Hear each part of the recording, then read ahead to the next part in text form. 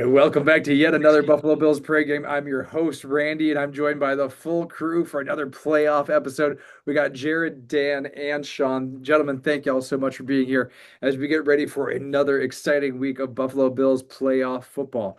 But first, let's take a moment and reflect on the Jacksonville game. No worries at all. The Bills had it in hand just as like I expected the whole time and got walked away with a away wild card victory. Jared, I think you have the most to say about it, so we'll start with you.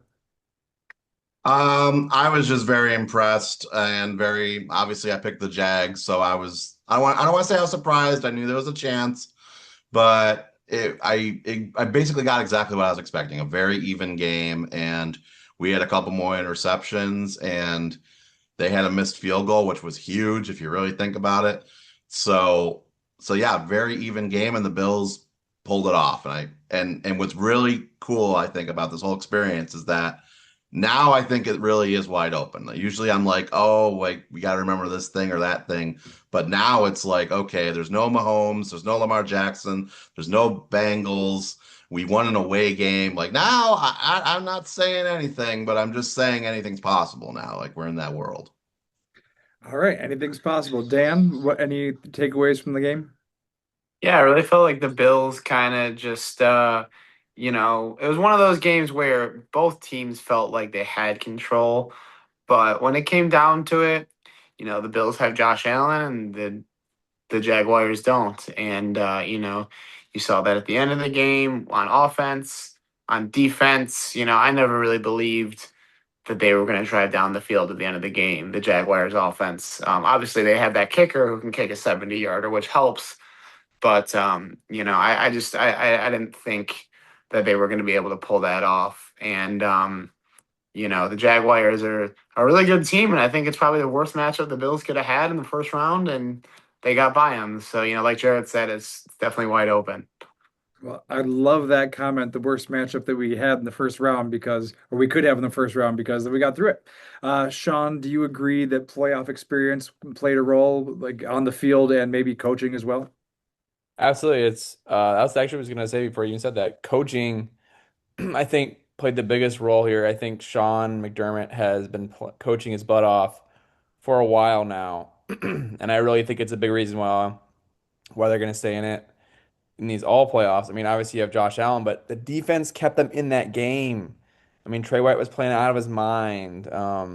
We had we're getting pressure the whole game. What we had, how many, pressures, but also like pick. I mean, there could have been like six picks in that game. I mean, we have one of the best secondaries in the league, and we disguise coverages better than any team in the NFL. It's really what, it's all McDermott right there, and that's why I had faith we'd win. Um, and the experience definitely shows itself as well, like the play calling and every member of the team being prepared and ready to go. Like the Bills experienced injury after injury, and you weren't seeing a replacement player getting picked on. Like, just the offense of the other team just picking on the Bills' weakness spots. Like the next man up was ready to go in every occasion, and it happened time and time again. So Sean, we'll stick with you talking about the experience. Do the Bills have the same advantage going against a young Bo Nix for Denver?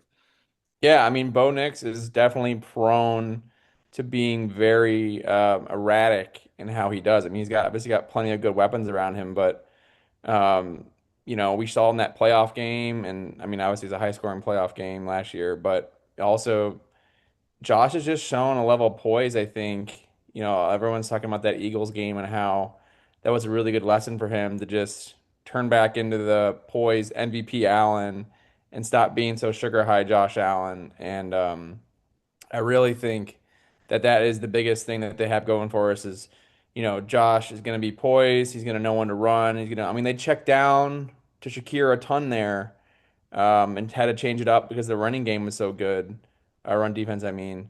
So, I mean, that's really about making the adjustments and having a team that's been there before. Obviously, a quarterback that's been there six times now, or even longer, I think, or whatever it is. So, yeah, I really think it plays a large role in how in helping the Bills win. Uh, Dan Kincaid had a great game against Jacksonville, but gets a little less help going into this game with Gabe Davis out with the ACL injury. How do you think the wide receiver core stacks up against a good defensive back core for Denver? Yeah, I said it last week, and the tight ends are going to have a good game. It's going to be the same thing this week, especially with Gabe Davis out. Tyrell Shavers has gone down now, so the Bills are really weak at receiver right now. Hopefully, Curtis Samuel can come back because I think that's only three, four receivers on the roster. Um, so hopefully Curtis Samuel can come back. We're definitely going to need another big game from the tight ends.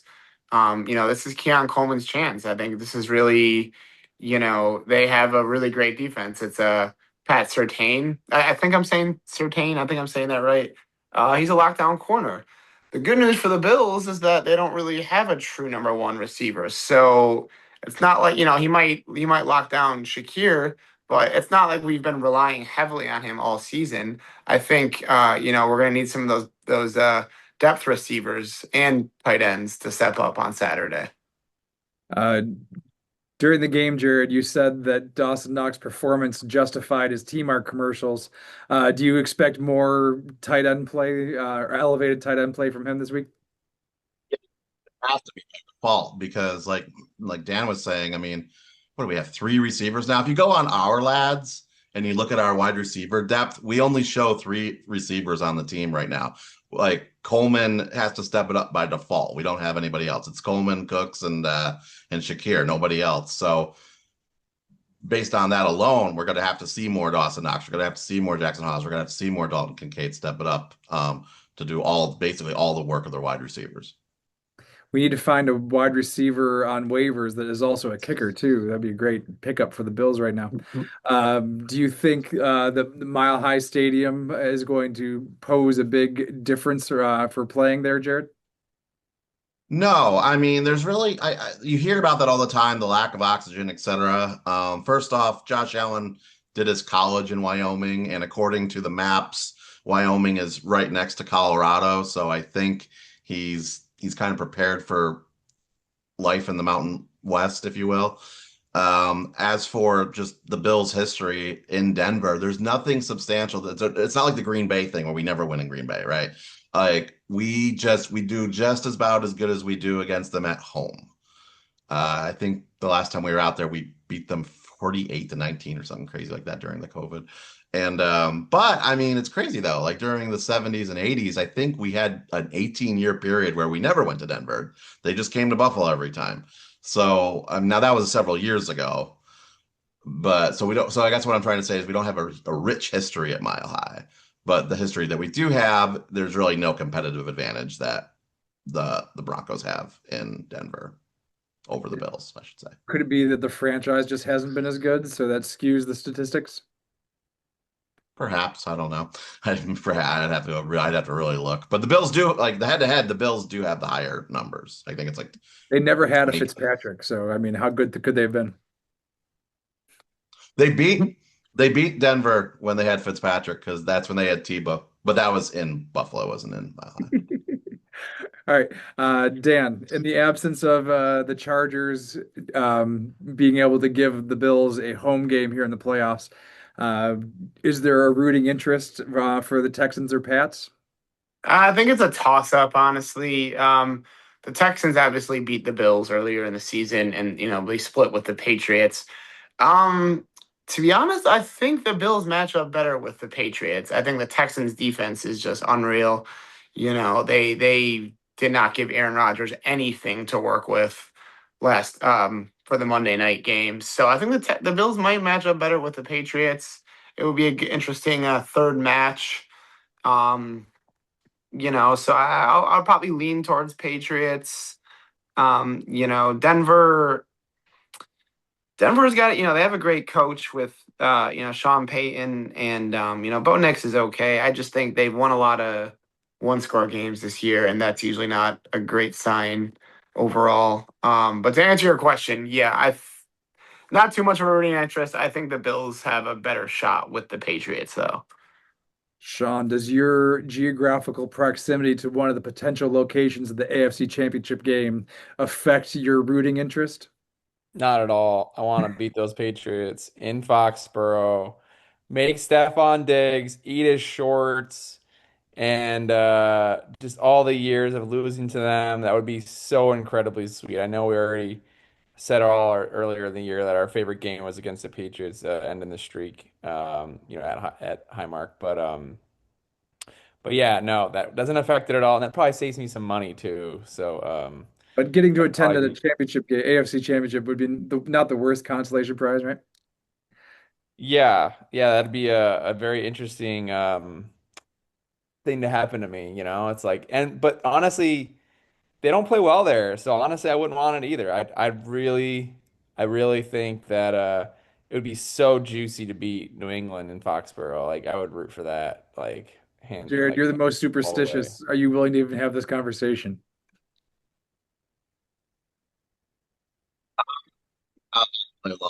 Um, yeah, I agree with what everybody's saying. The Texans scare me more than the Patriots do. We're 1-1 against the Patriots. We're 0-1 against the Texans, but the Texans have the number one defense. Now the Broncos have the number two defense, something to keep in mind. But yeah, the Texans, if I had to tell you who I thought the best team in the AFC is right now, it's the Texans. So now, does that mean I'm going to root for the Patriots? No, I'm not rooting for the Patriots. I'm not really going to root hard for the Texans either, but I'm not rooting for the Patriots. All right, Yeah, don't get it twisted. I'm not rooting for the Patriots either. I'll allow myself to root for like a double overtime Patriots victory. Yeah, make it a real, Well, dude, that means you're still rooting for them, man. Like even if it's double overtime or not, at some point you're putting your Tom Brady hat on for some reason, man. It's going to be red, white, and blue versus red, white, and blue, no matter what in this hypothetical situation. So I guess I kind of want the Texans to win because I just can't stand watching Vrabel complain to the refs all game long like Belichick used to. It like makes me sick to my stomach, and the fact we probably have to watch it for like 15 more years just drives me insane. we had a hoodie last game too. I was like, bro, you Oh, are such a little. that's gross. We just Uh, can't have nice things. All right, picks. I'm going to have the Bills beat Denver 30-20. Jared, I'm gonna have the Bills win. I'm so scared to do this because I don't like that I'm doing this, but I do think they have the better matchup. I look at how the Jaguars beat the Broncos. The Bills and Jaguars are very similar. It was in Denver. I think Shakir could do the exact same thing Parker Washington did against the Broncos. So yeah, but I'm going to have it much closer. I'm going to say 17-16 Bills. much closer. All right, Dan. Yeah, I think I'm going to go with the Bills as well. I don't. I've been saying it all season, been saying it really for the last 5 years, but we have Josh Allen. If he can play how he played against Jacksonville, I just don't think I don't even with their defense, I don't see how they beat us. Even with the only three receivers, I really do think the Bills are the more prepared team at this time of year. Score wise, yeah, I'm thinking low scoring as well. I'm gonna go 21-16 Bills. I guess that's not really that low scoring, but 21-16 Bills. 37's a low over under. I'll give it to you. All right, Sean. I'm giving James Cook at least a rushing touchdown. I'm giving Dalton Kincaid and Knox touchdowns. This Denver team is not good against tight ends and running backs. They're just not, and that I think that's the way to win. Yeah, you got Patrick Surtain.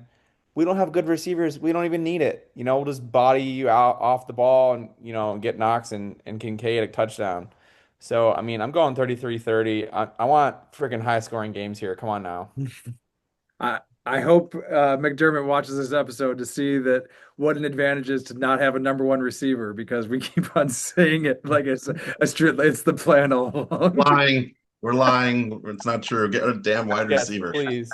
All right. We're Well, we're gonna be back no matter what with another episode of Buffalo Bills pregame next week. And be sure to like and subscribe the episode if you haven't already.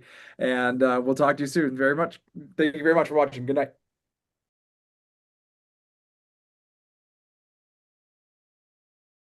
Do you all realize that if Case Keenum wouldn't have gone to Denver, in 2018, Denver would have probably picked Allen. So we owe like everything we have to Case Keenum. And John Elway's inability to talk the rest of the organization into it. Thanks for him being a bad communicator.